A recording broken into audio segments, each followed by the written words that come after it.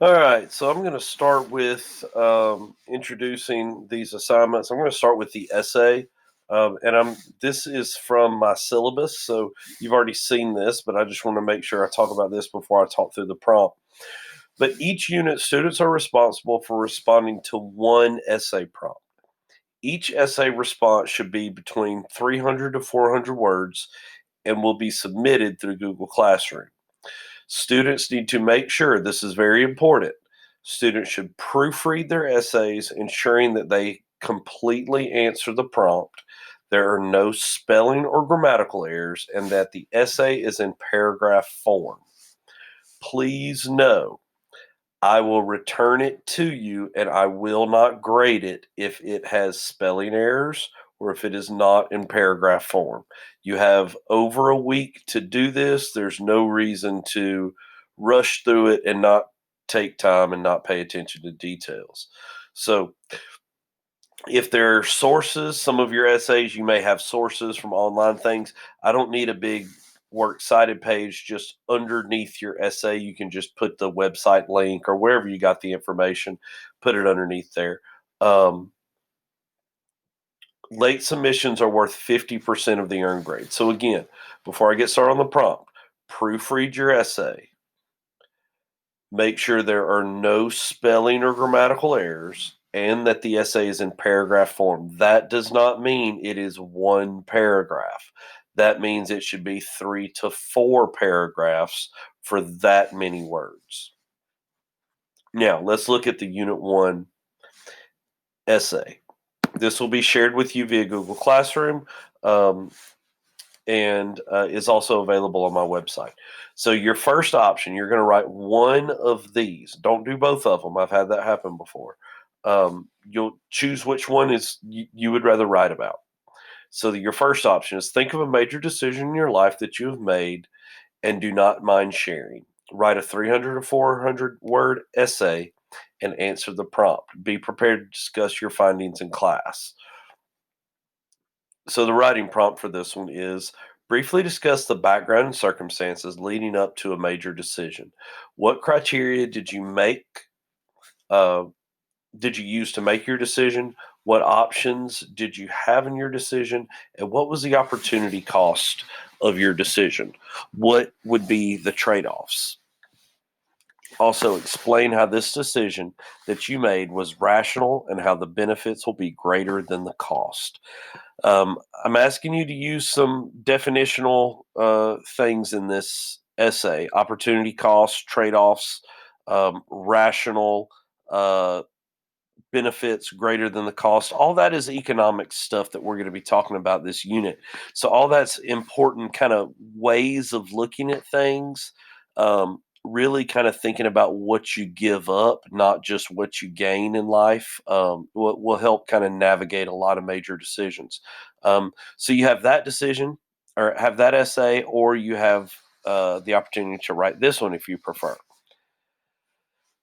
Think about a scenario from your perspective, taking into account your own future plans and the positive and negative implications of your decision. Then write a 300 to 400 word essay to answer the prompt. Be prepared to discuss your findings in class. Consider your current post-secondary plans. In other words, do you plan on going to college or not?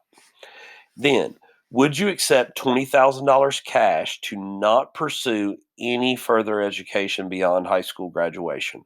Why or why not? This is going to be 100% up to you as an individual. I just want you to kind of think about the value of education. What would be the benefits, trade offs, and opportunity costs of this decision? And then discuss the price and long term value of the level of education that you would want to pursue and how this may impact your decision making. So again, that's going to be up to you as an individual and kind of lay it out as you would. If you have any questions about this, let me know. Again, that's all going to be put on Google Classroom. Um, Next is the multi-step. So each unit, students are responsible for completing a multi-step. The students have the option of completing step 1 and getting a 50. So that's terms. Steps 1 and 2, you get a 70, so you'll do the vocabulary terms, and then step 2 is you have to write multiple choice questions using certain information, kind of aiming to write a question like I write on my test. And obviously, you saw the pretest questions, and they're not all just which of the following is a definition. Steps 1, 2, and 3, you can do for an 80. 1, 2, 3, and 4, you get a 100. Do all 5, and you get a 110. Now, this is very important. This is the student's only opportunity for bonus points in the course. The multi-step is the student's study guide for your test, and everyone is responsible for knowing all of the information in steps 1 through 5. Any late work will end up with a 50% of the earned grade. So let me bring up the Unit 1 multi-step. Don't have to read through everything.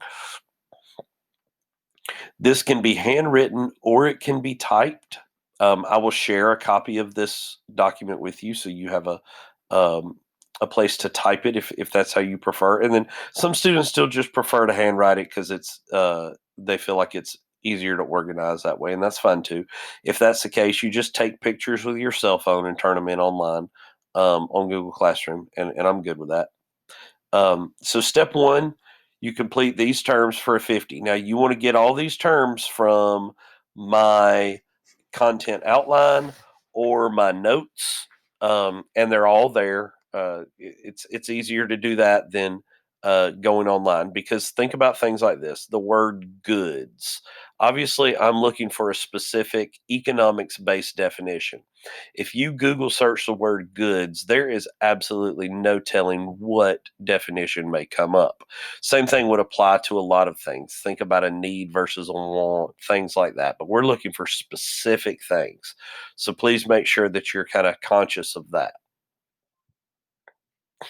Step 2 here, you're going to write original visual scenario application or example based multiple choice questions, right? So instead of saying for each one of these, now each question should have 4 possible answers. Only one should be correct, 2 should be very close, and 1 can be off topic or funny. So think about number 1, opportunity cost. Opportunity cost is essentially the idea of thinking about what you give up. It's the next best alternative in a decision. But when we take into account what we give up, we tend to make better decisions. So instead of saying what is the definition of opportunity cost, you would give a scenario and say which of the following would be an example of opportunity cost in this decision. And again, we'll kind of work through and try to get you guys to understand that this is a great way to kind of predict how I'm going to ask questions on these things, because everything that's in step 2 is an example or scenario based question on the test. So just know I'm going to ask you example or scenario based questions on these topics. So you need to be able to somewhat ask a scenario based question on these topics. Step 3, 4 to 6 sentences for each one of these essay questions. Again, make sure that you write 4 to 6 sentences for each one. Uh, Answer them completely. Make sure you're using appropriate terminology and economics based examples. Step 4, it goes down to 2 questions, 4 to 6 sentences each. And then step 5, same thing. It goes down to 2 questions, 4 to 6 sentences each. And that will earn you a 110. Again, these will be shared with you on Google Classroom. Please make sure that if you have any questions, please let me know. And I can't wait to get back and see you guys.